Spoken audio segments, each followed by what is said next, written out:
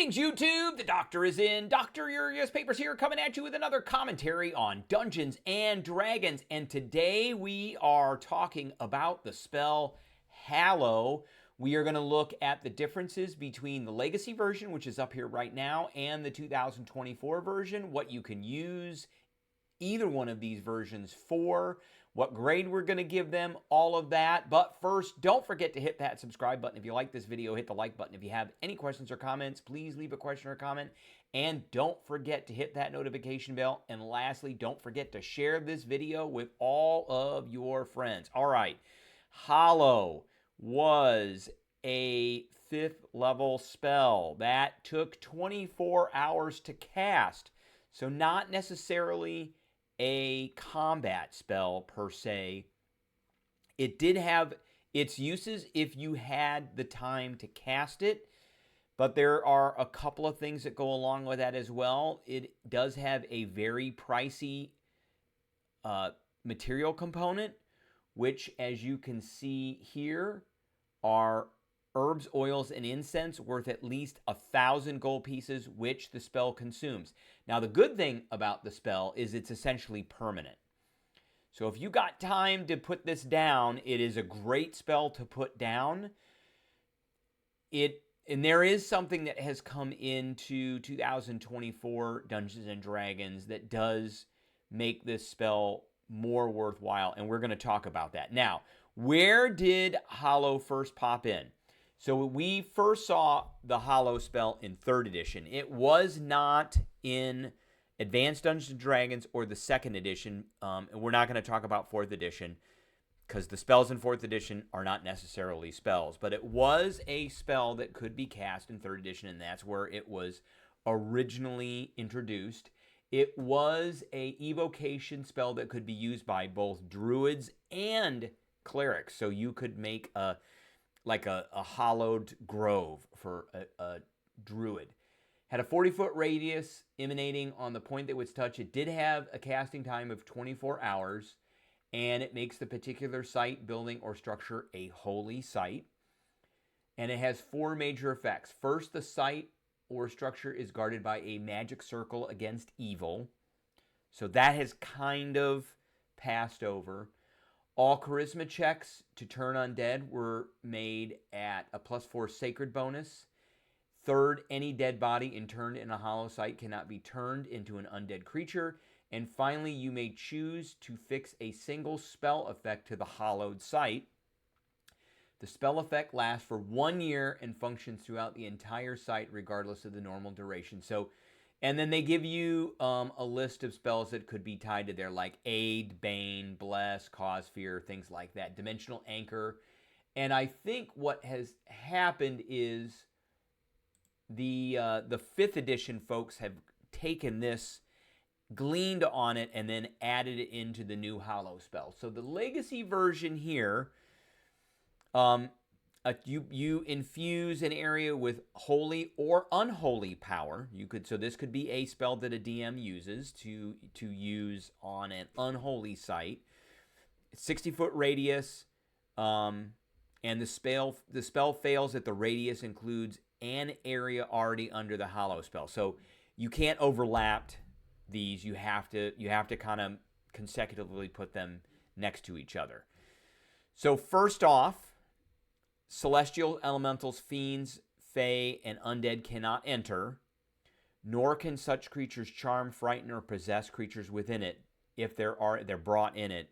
And any creature charmed, frightened, or possessed by such a creature is no longer charmed, frightened, or possessed. So that's it. You could drag somebody that was possessed by a ghost into the area, and they would no longer be subject to such a thing.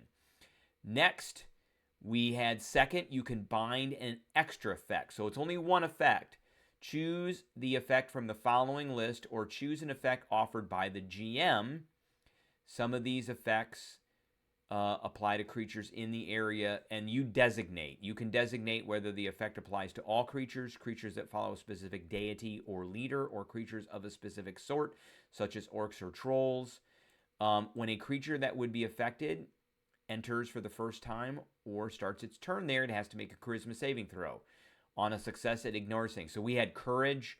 Creatures that are there cannot be frightened. And this goes along with the 3rd edition where you could tie a spell to the area.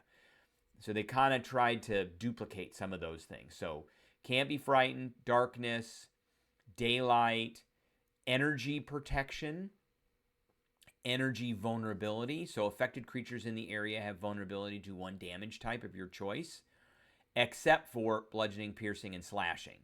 Energy protection is they have resistance to 1 type of energy except for bludgeoning, piercing, slashing.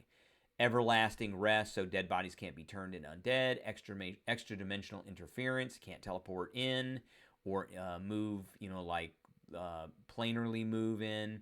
Affected creatures are frightened in the area. Silence, that's always a good one for no spells being cast in the area. And then tongues, so creatures can communicate with each other. So let's take a look at the 2024 version. And there are a couple of significant changes to this. So first off, it's basically all the same. Now, one thing that they did change from 3rd edition to the 5th edition and the 2024 edition is druids no longer can cast this. So it is no longer a druid. It's essentially just clerics and a couple of warlocks subclasses. So same thing, 5th level spell. It still costs 1,000 gold pieces, as you can see there. And it still takes 24 hours to cast it. 60-foot radius still. And you can choose aberrations, celestials, elemental, fiends, fays, or undead, which is different. It is different from the legacy version, because the legacy version was celestials, elementals, fey, fiends, and undead, not aberrations. Now we have aberrations. So that's in addition to the other things that could not come in. Creatures of those types cannot willingly enter the area, and any creature that's possessed or charmed or frightened isn't possessed, charmed, or frightened. So that carried over. And then we have the extra effects, and this is where major changes. So aberration is one major change, and then there's some changes here with the effects that you get off of the extra effects. So courage is still the same. Creatures of any type you choose cannot be frightened. So you choose any of these creature types. So that is a difference as well. Creatures of any type cannot be frightened. Darkness fills the area. Bright light fills the area. And again, these have the riders on them that certain kinds of light or darkness cannot turn that off. Peaceful rest is the same. Extra dimensional interference is the same. Fear, creatures of any type you choose have the frightened condition. This is where a big change. Resistance. Creatures of any type you choose have resistance to 1 damage type of your choice while in the area, whereas the previous one had energy protection, not resistance. So you got to choose 1 energy that was not bludgeoning, piercing, or slashing. Now it's just flat out resistance. So you could choose slashing or bludgeoning or piercing, and creatures would have resistance to that.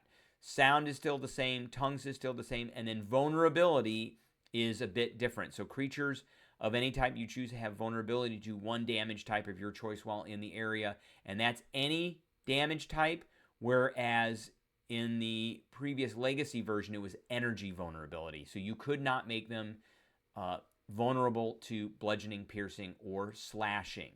Now, there is a new thing that came into Dungeons & Dragons 2024, and that is bastions.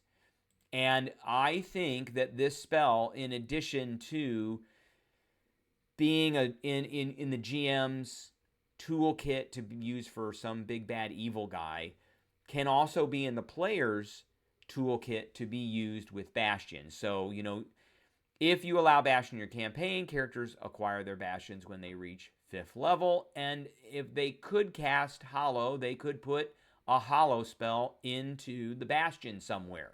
So that is a thing, I think, that is good, and it helps protect the bastion, all of that. So just a little bit about bastions in that, and a little bit about the Hallow spell.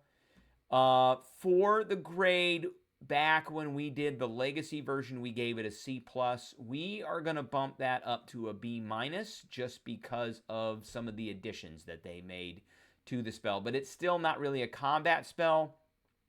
So its use is going to have a lot of circumstances that's going to go along with it. All right, that is what I have for everybody today. I appreciate everybody tuning in, and I will catch everybody